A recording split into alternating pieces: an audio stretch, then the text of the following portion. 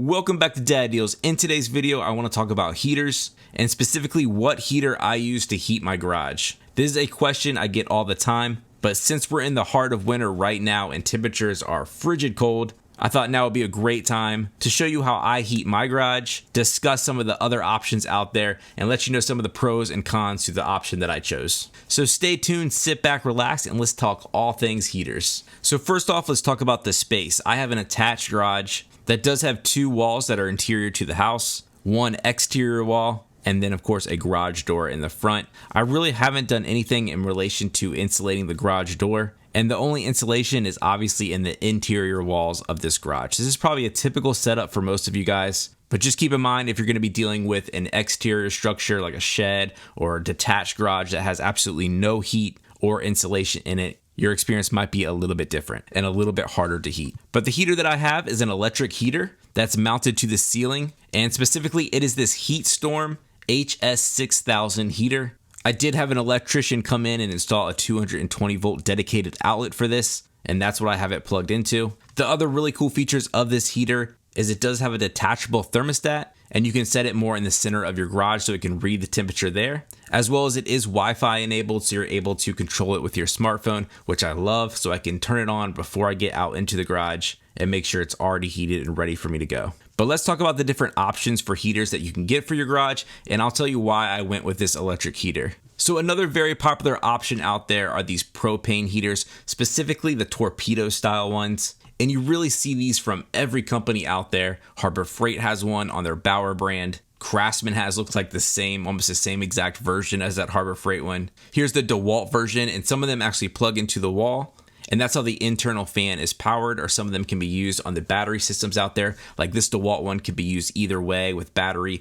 or by plugging it in, which makes this a little bit more expensive. Now the pluses to this style heater is that it's very quick heat. You can heat a space very quickly. But that's really where the positives end. It has a lot of drawbacks. These have to be in a vented space. You cannot use these in a garage with the doors closed. They do have a propane smell to them. While not as bad as some of the other heaters out there, it does still have a smell to it. And they're extremely loud. So you will have a constant whooshing noise when these things are running, which can get quite annoying after a while. So really, if you're going to be heating an indoor space like a garage or shop, I really don't like these as much, unless you're dealing with really, really cold temperatures, like sub-zero temperatures, or you're using one of these outside, like maybe you're working on your car outside, so you don't have to worry about the ventilation or the smell as much, and you just want that direct heat blasting on you. You see these oftentimes on NFL games or other sports games on the sideline. They work great for that. So I could definitely see that being nice there, but in an enclosed garage or shop, I think there's better options out there than this. The other sort of version of a propane heater, these are the radiant propane heater style. A very popular one is the Mr. Heater Tough Buddy, as you can see right here. These typically use the 1 pound propane cylinders, and these are really nice. They don't let out as much heat as those torpedo style, but they are definitely a lot quieter, so that's also an option. They do make these where you don't really have to vent them, but in most cases you do still have to have a cracked window or door with one of these. So the other option is an infrared heater. You can ceiling mount these just like I have my electric heater. And these can work really, really well. They're very quiet, and they can really heat an object very quickly and very efficiently. But the problem with them is they don't do well at heating a large space. So if you're going to be walking around your shop or garage a lot, one of these is not going to work. If you're going to be very stationary, like at a desk or something like that, one of these could be a great option. But these are really designed to heat objects and not spaces. And literally you can have one of these and have it pointed directly at you and feel totally warm, and take a couple steps to your left or right and be freezing cold. So these are very directional, and that's why I didn't go with this. That's why sometimes I think if you're going to be walking around your shop or garage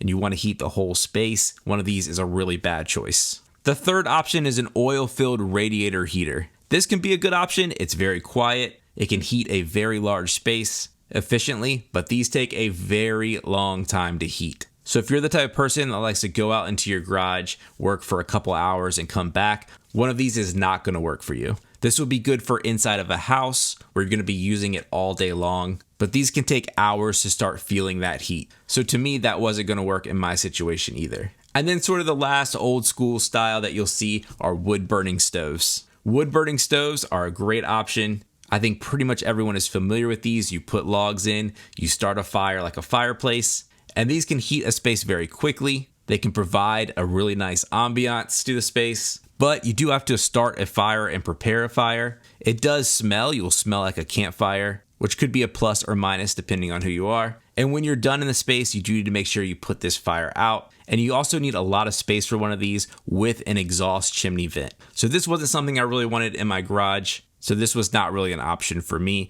But if you have a standalone outside shed or shop, one of these might be a good option for you. So for me, the electric heater was the choice. I don't have to vent anything or worry about any fumes. I can turn it on with my phone before I go out into the garage to preheat it, and also make sure I always have it turned off at any time by just opening the app. It's relatively quiet. It does make a whooshing noise, but it's not as loud as those torpedo style heaters. And it's also an instant heat option. But the biggest question is, how effective is it at heating my garage? And I just want to demonstrate and show you what that is actually like. So this was an extremely cold day for us here in southeastern Virginia. The temperatures were right around freezing outside at 32 degrees. And it was showing inside my garage at about 46 or 47 degrees. So I know that's not as cold as some of you guys experience out there, but this is really about as cold as it gets here in Virginia. So I have a clock set up here. I'm going to turn on the heater. So let's see how long this takes to raise the temperature to around 60 degrees, which I really think is a comfortable temperature to work out here in my garage. So here we go.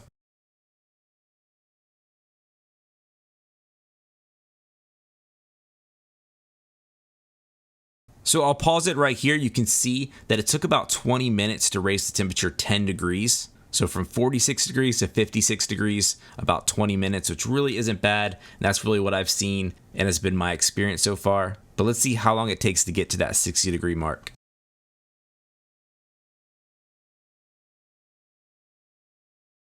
So it took about 30 minutes to get from 46 degrees to 60 degrees. So that's obviously going to be longer than it takes when you're using one of those propane heaters. But like I said, with that app and the Wi-Fi, I'm able to set this before I plan to go out into the garage. So really 30 minutes, 15 minutes, 20 minutes isn't a huge deal for me to make sure I turn this on before I get out there and make sure that temperature is right when I get there. One thing that I do use along with this heater is I do have a fan on the opposite side of the garage, and I will usually turn that on the low setting. I do use a smart Wi-Fi plug to also turn that on remotely, and that really does help speed up the heating time and circulate that air throughout the garage. But I hope this gave you some ideas on how you can heat your garage. It's a question I get asked all the time, and I've had this set up for about a year and a half now, and I don't regret my decision at all. But let me know how you heat your garage, what your experiences are. As always, thanks for watching. Please give the video a like if you found it helpful, and I'll catch you next time on Dad Deals.